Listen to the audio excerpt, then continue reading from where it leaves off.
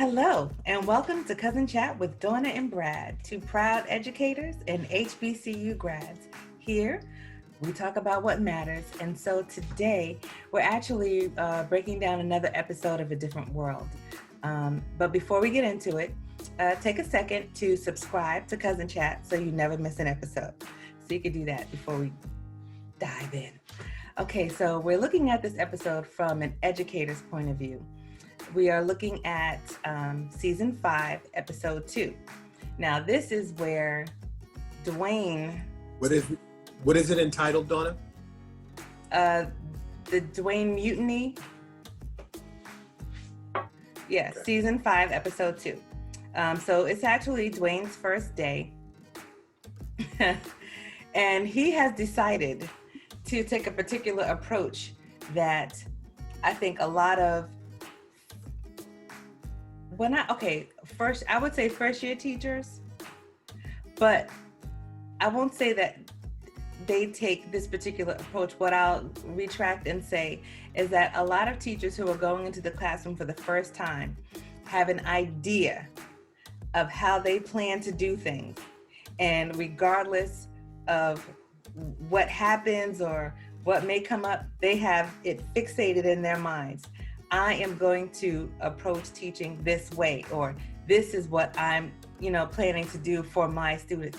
And they don't take into account the actual students. So in this episode, Dwayne, first thing he does when he walks in, first of all, he's standing by the door like this, checking his watch.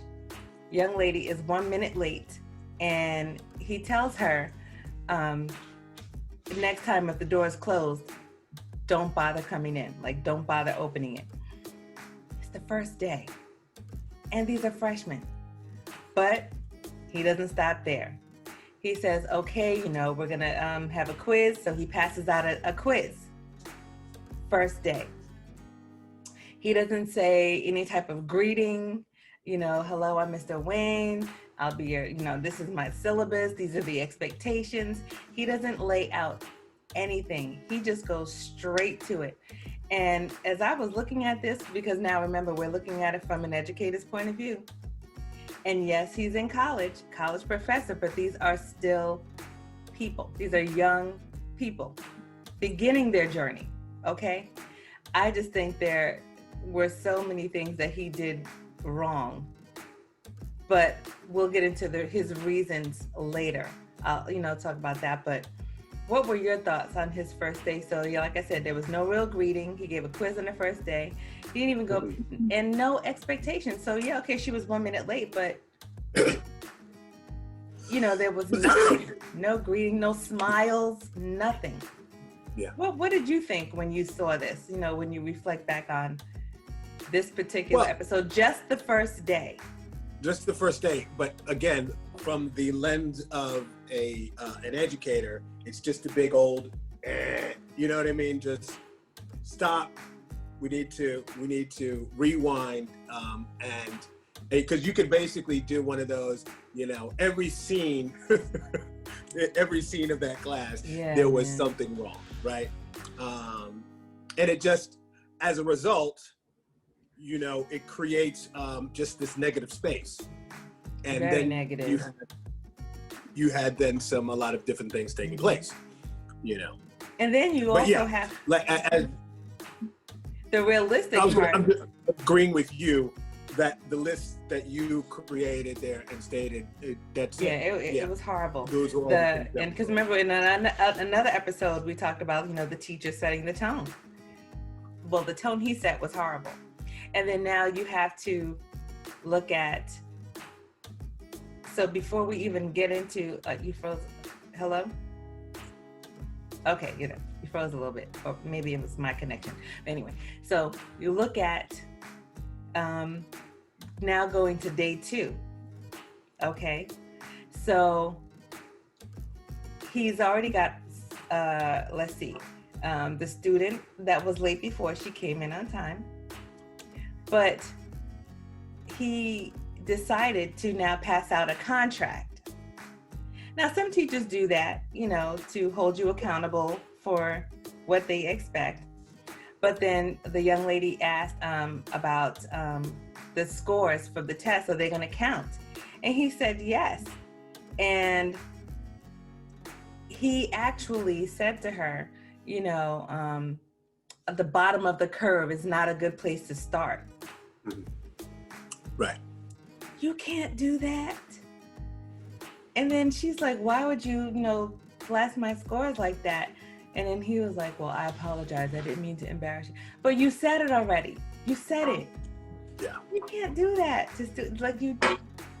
I know it's a TV show and I know they're actors, but these people do that. Well, but it's based in reality to a certain extent, because you can't do that. You do have those, and sometimes I hear that from students now, where you just, you have those teachers that divulge sensitive information or make certain comments that are personal to a student, and then you've done damage. You've done damage right there, because for me, one of the things that I always keep in mind, and I might be jumping ahead, Donna, just as far as ways to correct what he was doing. It's for me, first and foremost, is understanding each student, and creating you need to create an environment that makes the student want to come, first of all, and then want to learn, Right. and that can be created where you still have rules, right? That to some teachers may seem harsh and all of that, but there's some rigidity to it and structure. Right. And students love that. They may not tell you they don't, but they love that. They need that. Yeah. And you can have that. Okay? No, I was just going to What say, was I it? just think he didn't know. His approach was just so wrong. And the kids actually tore up the contract, because you'll always, and this is reality too, you'll have like maybe one student. And sometimes all it takes is one. That one student like, can come be on, the Malcolm. That can be the Tupac of the class. That's right. And going to rebel. All it takes is one. And they could sway that class one way or the other, right? And she asked, she's like, is that quiz going to count from yesterday? And he said yes. And that's how it went into, and yes, the bottom of the curve is not a good place to start. And she was like, it's Lena James. Yeah. So this is Jada Pinkett's character. But, she was like, And so basically she got everybody to go along with her. Like, we don't have to take this. We pay this man's salary. Our tuition pays his salary. And then it just became this whole mutiny, and then the kids were like, yeah, rip it up. And so they walked out. And so evidently, parents complained, the kids complained, and the colonel, because, the colonel was like his mentor, Dwayne Wayne's mentor for math. Right. He was over the math department. And he asked him, he said, when you're teaching, how do you feel? Like, do you feel a sense of power? And then Dwayne was like, no, like pretty much almost, where is this coming from? But he was saying no. He was like, look, he just has a certain way that he, feels about teaching. He was like, it's hard out there. It's rough out there, and I just want my kids to be prepared. And then he said, well, are they going to come back? And he said, yeah, they'll be back. And he said, and I assured the parents, because some parents had complained too, I assured them that all will be copacetic, everything will be all right. And then Dwayne was like, well, I don't want to lose face. Like, we have a philosophical difference here, And he was like, I don't want to lose face. And the colonel was like, well, would you rather lose your job? Mm-hmm. So that then forced Dwayne to come up with another way to approach the class. Because I think there is a way to have your convictions about education and your philosophy of education and what you think should happen in the classroom and how you plan to teach, but you have to also be able to get your message across so that it can be received. Because there are Right. a lot of intelligent people who can't teach. And that's right. And I think I think what to add to that is the whole idea of having empathy, and really, it's also about your affect too, right? You can, like you said, you can be extremely intellectual in a particular subject, right? But that doesn't mean you can teach it, No, right? it doesn't. That doesn't mean you're going to be able to relay this knowledge that you have to another individual in a way that they're going to understand it and also appreciate it. That's Right. a skill, right? It is. And you can, yes, there are, like I said before, there are, as far as teachers and their teaching styles, you have some that are extreme when it comes to just expectations, and then you have some that are a little bit more lax. And I think that's just sort of a representation of society too, right? So you have, it's good to have all those kind of teachers, and you have to learn. But even with the strict teacher, they're still there because they're good, right? That's right. They know how to interact and have empathy for each child, and still have these expectations that are met by these children. Exactly. Right? And again, though, that sometimes it takes time to learn that as an educator. Exactly. And I think, especially your first year, you're trying to figure so much out. And you're going to, I think one of the other things that's important in this is, as a teacher, you really have to put your ego aside, right?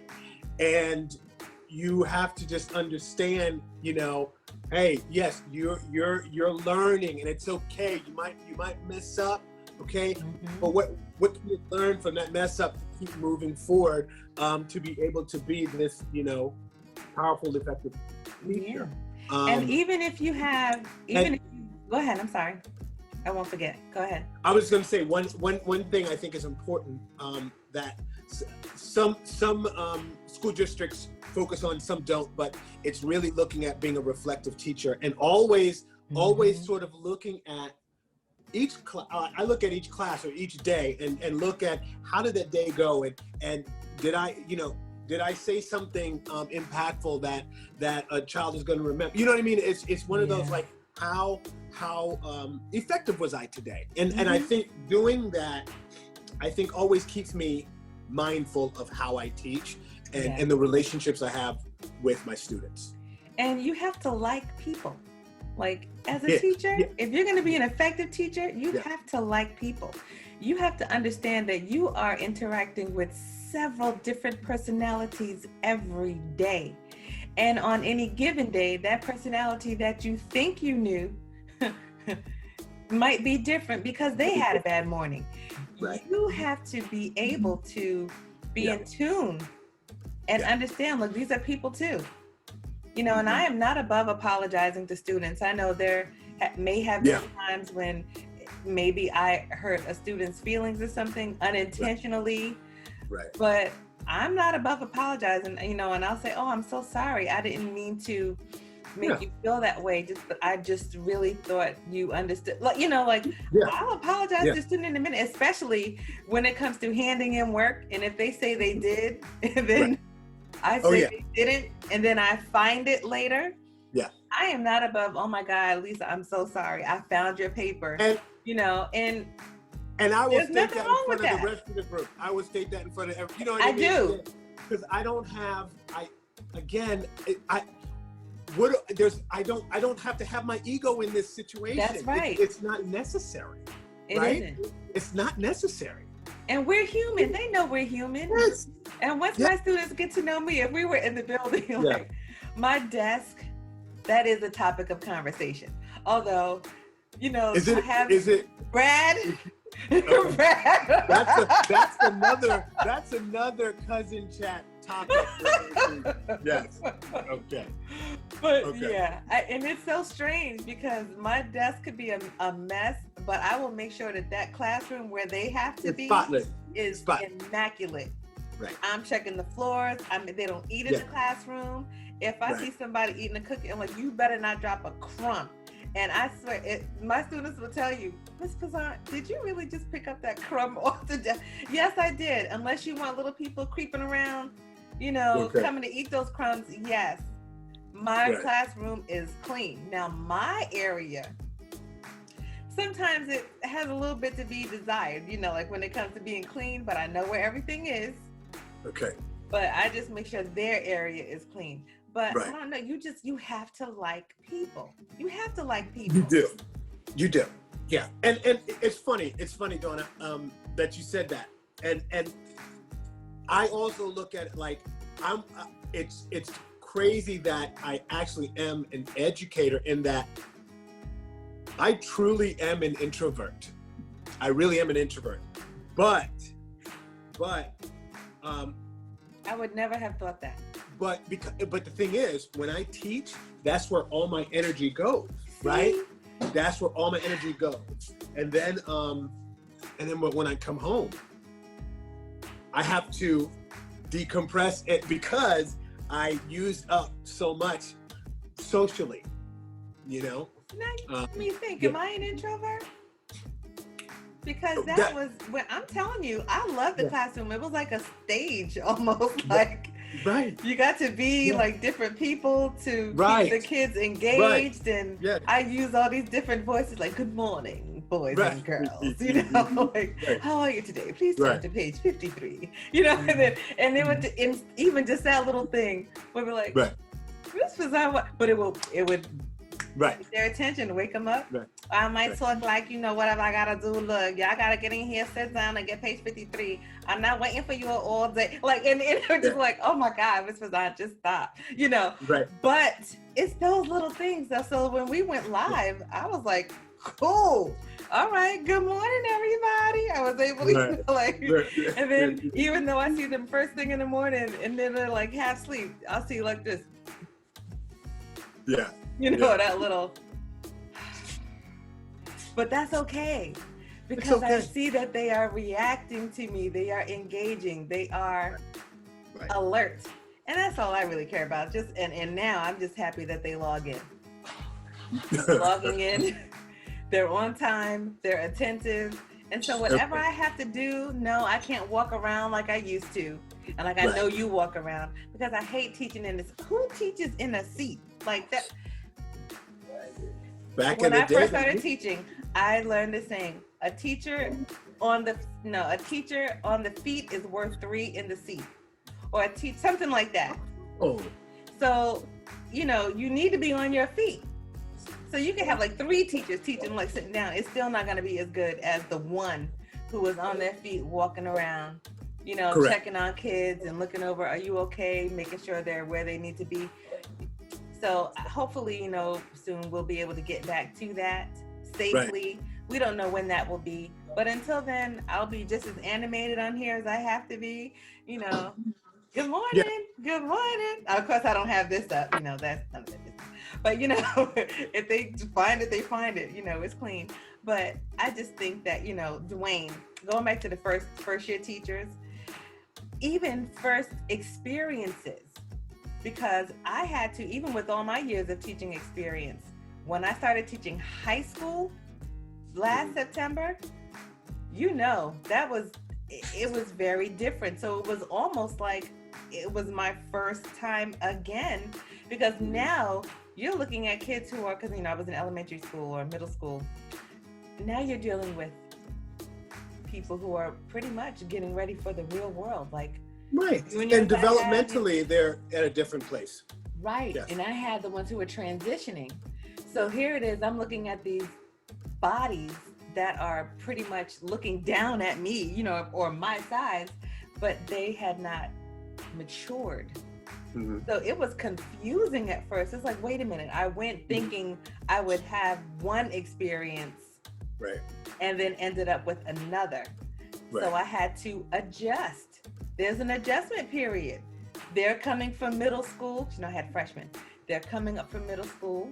They're making that transition And so it was very interesting because even though they are making they were making that transition, I wasn't looking at it like that. I was looking at it like, okay, these kids are in high school now, and Gotcha. we'll be able to, and Gotcha. it just wasn't like that. I kind of had to make the transition with them, if I'm being honest, into a different space. Like, Correct. it was interesting. I love it. I ended up loving it. It was just a little rough in the beginning, but for first year teachers, if you're listening, or if any first year teachers on here, you just have to adjust. Being a teacher is all about being flexible. You've got to be flexible. That is the number one word. The number one word. Yeah. Is flexible. You have to be flexible with this. Because you each day, every day as a teacher is different. Let's just put it that way. And every day is planned lesson can flop in delivery. And right. And hey, it's that one lesson that was like killer for the past 5 years, right? Killer. And you're like, all right, I ain't even got to review this. I got this, right? And you get there and it falls on deaf ears. Nobody wants to participate. Everybody's looking, and you're like, wow. So what do you do in that situation, right? Like you gotta be able to pull something out the hat. You gotta have Brad. And let me tell you, the lessons that you think will go nowhere, or like, oh, this is gonna be right. They're not gonna like this. Turn out to be some of the best ones. It's like, you gotta be kidding me. Right. This lesson was better than the one that I planned for how long? Right. But that's why, you just never know. Right. So let's go back. So if we're creating a list for first year teachers, first on the list is flexible, right? You have to be flexible. You have to understand that veteran teachers. Oh God, to be flexible. Oh God, and that's a different kind of flexibility. Teachers, you gotta get out of your mindset. Right, and those really, I see those who have been in the game for a while. They know that to be true. That's why they're still there. And I'm talking about the good ones. I'm talking about the good teachers who have been in the game. The vets. So number one, flexibility. I think number two, you got to have a plan B and C. You got to. Okay. Because again, every day is different, and like we were saying before, that one lesson plan that you thought was going to be the bomb is actually a bomb. It flops. Right? Yeah, because you can plan a lesson and plan on this one kid that is an excellent reader, but that next day they could be absent. They could have had a bad morning. Right. They could be sick and have, this was on my throat is sore. Can somebody else read? And I'm like, right. Hey. But I just think that there's always so much to learn. You will never stop learning, ever. And I love that. That could be number 3 is you have to be open to learning, to be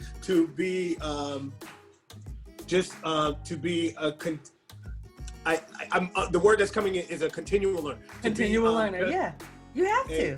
You have to, and I think that also falls in with being an effective teacher. And when you're being an effective teacher, but also a reflective teacher. So you're looking at, what have you done in the past that has been effective? What things were bad? What things do I need to, go back and come up with some other things? So number 1, we said flexibility. Number 2, you got to have plan B and C.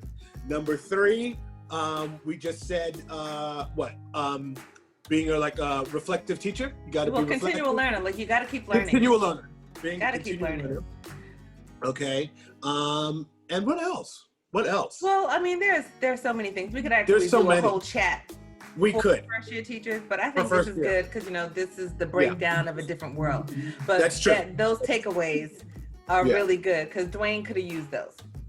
But for those of you who are hanging with us and you're still here, thank you so much. We appreciate it. Make sure you subscribe to Cousin Chat. And Brad, tell them where they can follow us. Instagram, Twitter, Facebook. And also, if you want to leave us a voice message, you can do that on anchor.fm. You can actually click, and even if you go to our website, cousinchat.com, CUZNCHAT.com, you can also click and leave a voice message there. We also blog, but we'd really love to hear from you, especially if you are a first-year teacher, or maybe if you just want to dialogue about experiences that you've had in the classroom. Maybe something didn't go the way that you had planned, which if you've been teaching for any amount of time, I'm pretty sure you have a story. But one of the things I want to go back to with the Colonel and Dwayne, when they were talking, one of the things Dwayne said was, there's a war out there and our best weapon is education. And see, that's why his attack was, we'll call it passion, because yes, he was very passionate, but he meant that thing, and he was like, I'm training them, it's like they're berets, like I'm training them. He was approaching it that way. But so today's takeaway, I'm going to actually let that be the statements actually from Dwayne and the professor, and the Colonel, because even though Dwayne was feeling like that, it's you can't abuse your power in the classroom. You can't. Teachers, we have the power, but don't abuse it, And for Colonel Taylor, what he said to Dwayne in response was that the secret is to get them to learn out of a sense of accomplishment, not fear.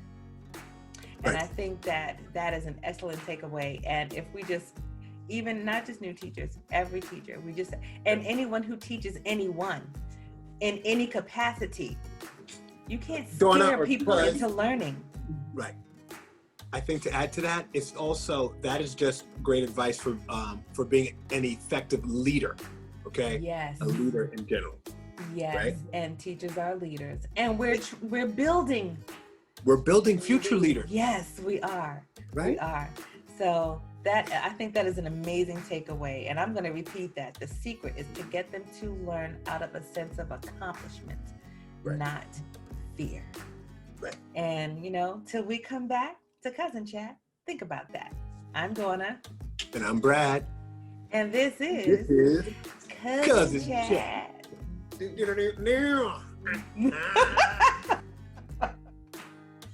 Bye. Bye-bye.